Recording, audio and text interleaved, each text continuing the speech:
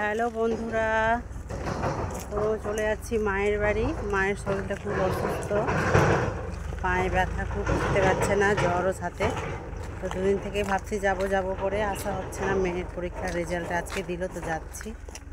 আর সাথে আছে মাসি, এই যে মামি আছে, তো সবাই যাচ্ছি। মিমি চলে গেছে আগে বাইকে করে, আমরা হেঁটে হেঁটে যাচ্ছি। তো দিয়ে গিয়ে দেখা হচ্ছে। বন্ধুরা সবাই কেমন আছো কমেন্ট করো।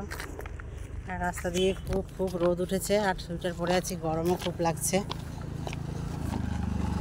আস্তে আস্তে হেঁটেই যাচ্ছি। জিত আছে না।